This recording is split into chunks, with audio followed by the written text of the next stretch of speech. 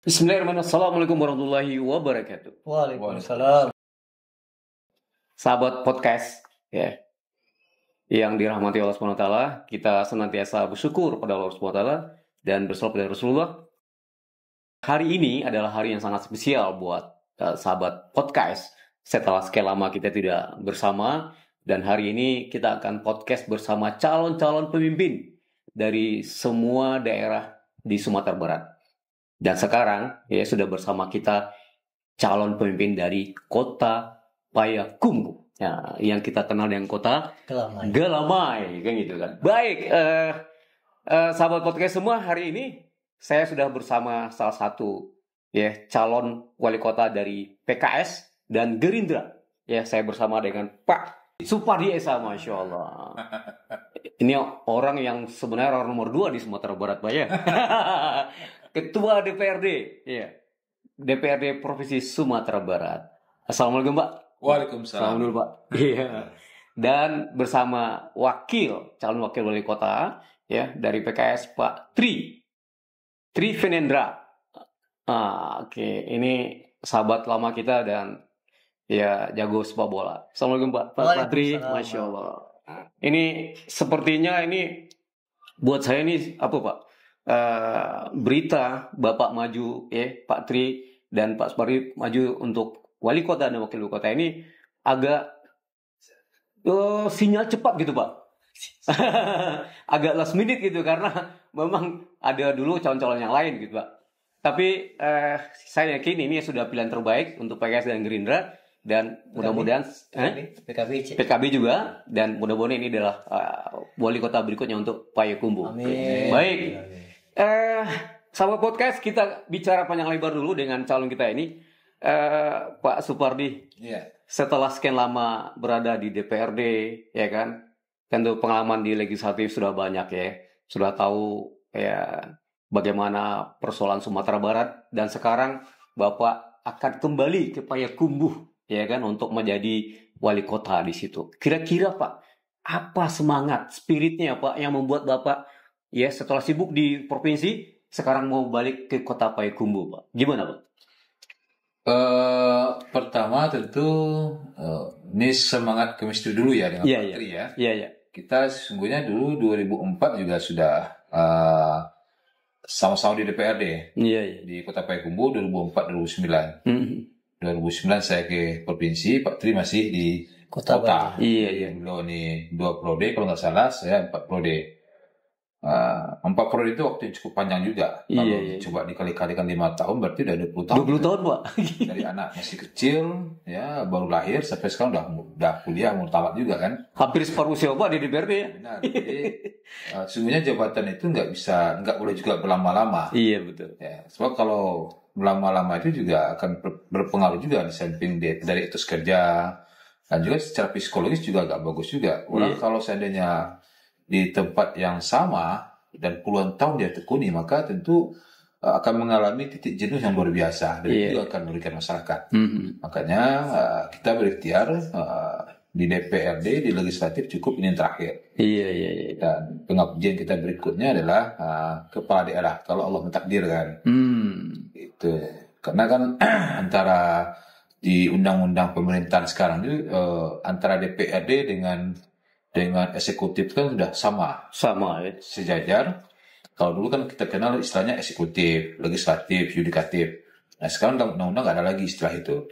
Pemerintahan terdiri dari DPRD dan kepala daerah. Nah sesungguhnya ini cuman beda kamar aja ini, sama tapi beda kamarnya gitu. Jadi pengabdian kita di kamar yang sebelah lagi ini. Meskipun ruangnya agak kecil, tapi saya percaya Payakumbuh itu tentu punya makna tersendiri. Di samping kota kelahiran kita ingin menjadikan Payakumbuh itu menjadi sebuah kota besar, kota yang dikenal tidak hanya di Sumatera Barat, tapi juga di pentas nasional dan bahkan internasional. Iya. Payakumbuh memang sudah kota yang sangat terkenal, Pak ya. Dari termasuk kota lama lah Sumatera Barat kan. Daerah lintasan juga, Pak ya. Jadi kita lihat kotanya juga berkembang gitu.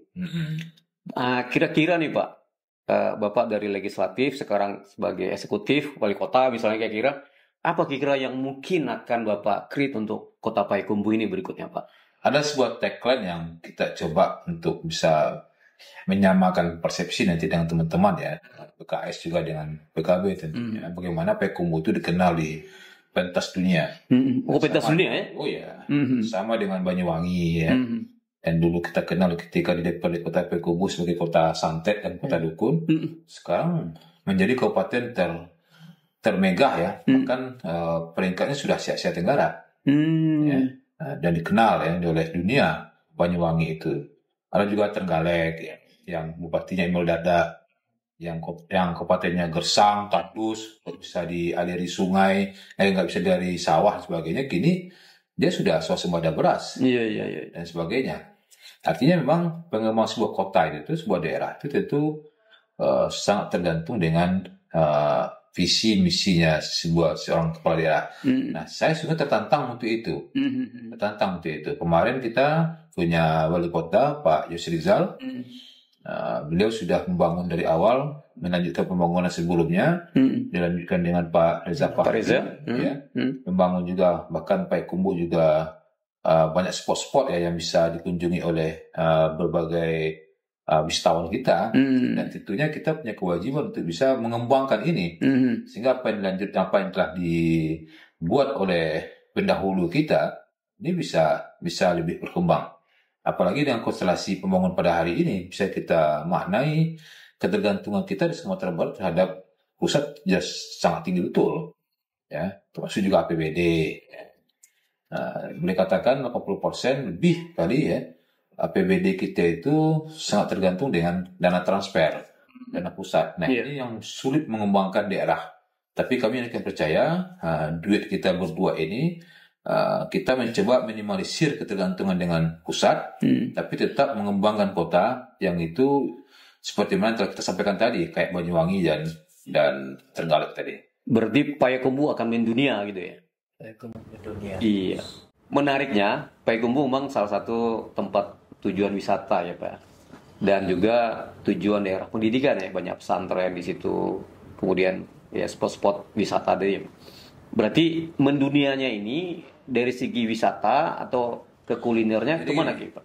Di dalam RPJPN yang disahkan oleh pemerintah Pak Jokowi kemarin, di situ sudah ditempatkan bahwasanya Sumatera Barat itu menjadi basis pariwisata berbasis kearifan lokal. Pariwisata berbasis kearifan lokal. Nah, memang dari awal ketika kita di DPRD provinsi, kita juga sudah mendiskusikan itu.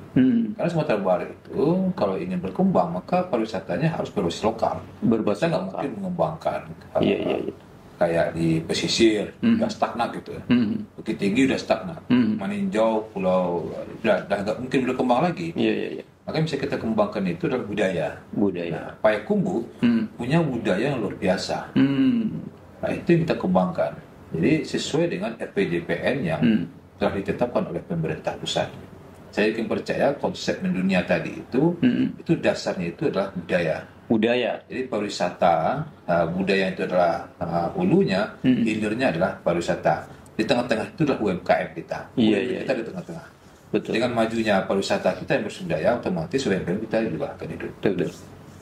UMKM ini memang luar biasa di Payakumbuh ini. Hebat, luar biasa. Dan kalau kita lihat Pak Tri ini ya kan, ya mungkin Pak Tri artinya yang disampaikan calon Bapak Wali Kota kita ini kan sudah sesuatu yang memang di Payakumbuh sudah ada. Tapi menariknya semangat spirit dari ibu-ibu di Payakumbuh dengan UMKM ini luar biasa ceritanya. Terutama dari Pak Tri sendiri adalah praktisi dan pelaku di situ. Bagaimana Pak Tri melihat potensi yang Payakumbuh akan mendunia ini dari sisi UMKM atau praktisinya, gimana Pak Tri? Ya, banyak aspek mungkin yang memelatar belakangnya bahwasanya kenapa Payakumbuh mengambil ikon Payakumbuh mendunia itu. Salah satunya kita membawa kunjungan orang ke Payakumbuh. Pada hari ini Payakumbuh cuma hanya tempat lintasan orang dari Pekanbaru ke Sumatera Barat. Tapi bagaimana kita bisa mengelola hal tersebut menjadi Payakumbuh menjadi tempat tujuan. Sebetulnya kerja pemerintah itu tidak banyak, cuma 3 aspek. Bagaimana masyarakat itu tidak lapar, Bagaimana masyarakat itu dicerdaskan, kemudian bagaimana kesehatan masyarakat terjaga. Dan ketiga aspek tersebut kan saling mendukung. Orang lapar pasti kecerdasannya berkurang. Orang lapar pasti kesehatannya akan terganggu. Nah, dengan banyaknya orang yang hadir ke Payakumbuh, apakah dengan budaya yang disampaikan ketua tadi, akhirnya kan akan menggerakkan UMKM yang ada, ekonomi masyarakat, ya kan? Orang datang, kemudian kita sambut dengan budaya-budaya yang mungkin bisa kita kembangkan, kemudian kita suguhkan mereka dengan apakah kuliner, UMKM dan lain sebagainya, maka ekonomi masyarakat akan berputar dengan cepat. Maka pengumuman mendunia itu bagi kita adalah suatu hal yang mungkin kita lakukan gitu. Ketika kita mencari apa yang tepat untuk bagaimana mengembangkan tersebut. Termasuk budaya tadi. Dengan budaya orang kini kan cenderung melihat budaya yang ada di Sumatera Barat, khususnya Payakumbuh, dan banyak hal yang harus bisa kita kembangkan dengan budaya-budaya yang ada. Sehingga UMKM itu bergerak dengan cepat. Berarti harus ada event sebenarnya Pak ya? Event budaya yang orang datang ke Payakumbuh untuk datang, seperti Batabuinya di Pariaman misalnya. Makanya salah satu program unggulan kita itu adalah festival. Oke. Ya. Baik, ini menarik kita tunggu ya, sahabat podcast, program-program dari calon wali kota dan wakil wali kota kayak ini, bagaimana membuat Payakumbuh mendunia. Ini luar biasa. Sebuah lompatan di mana negeri Payakumbuh nanti akan dikenal secara internasional. Walaupun sekarang sebenarnya sudah dikenal gitu kan, lewat masakan, kuliner yang sudah bersebaran. Tapi bagaimana pemerintah kemudian membranding Payakumbuh menjadi sebuah kota yang dikenal secara internasional, ini akan menarik untuk kita tunggu dari calon wali kota kita dan wakil wali kota ini. Baik, kira-kira nih, ya ini kan isu yang ada terjadi monopoli politik loh Pak. Artinya ada beberapa daerah akan lawan kota kosong gitu. Yang ada misalnya kayak beberapa, kalau tidak salah Solo misalnya, ada daerah-daerah yang kemungkinan ya melawan kota kosong. Nah, bagaimana ya Pak Wali Kota nih atau Pak Tri calon wakil wali kota melihat kompetisi yang ada sekarang di Payakumbuh atau kota Payakumbuh untuk pertarungan wali kota ini, bagaimana kansnya untuk bisa memenangkan pertarungan ini? Ya, secara aturan tentu itu nggak ada masalah ya. Tidak ada masalah. Ya. Tapi dari sisi demokrasi tentu ini agak sedikit dipertanyakan dengan tanda kutip ya, malah kota kosong itu. Tapi dengan pasca MK kemarin, kita melihat nggak ada lagi kota kosong. Kota ada prediksi semua kan? Tidak, sekarang wali kota diprediksi Payakumbuh 5 pasang. Oh, 5 pasang. Oke, baik. Setelah MK. Solo juga sudah bergerak lah ya. Oke. Ini pasca MK kemarin kan? Iya. Semakin banyak kompetitornya, peluang menang gimana Pak? Iya. Sesungguhnya demokrasi itu akan hidup ya. Semakin banyak yang ikut berkompetisi, maka demokrasi juga akan semakin hidup. Iya. Nah, kita bisa melihat bahwasanya selama ini kiblat politik itu di Payakumbuh. Dari 19 kota kabupaten itu intensitas politik yang tertinggi itu adalah Payakumbuh. Meskipun Payakumbuh itu hanya diisi oleh 1.442 jiwa, tapi diskusi percakapan masyarakat Payakumbuh itu selalu tentang politik. Cari tulapau ya. Yang kota kecil kita aja, kita sekarang ini udah 5 pasang ya. 5 pasang. Kemungkinan 5 pasang. Ya. Setelah pasca MK ya. Keputusan MK ya. Jadi memang dinamika politik Payakumbuh itu luar biasa. Iya. Bagaimana? Itu masalah peluang ya. Kita tentu mau kecil mau besar, insya Allah kita siap untuk menimbulkan peluang besar. Iya. Jadi yakin untuk menang Pak ya. Oke. Karena kita nggak mungkin sebenarnya maju untuk kalah kan Pak. Iya. Pasti untuk menang itu. Iya.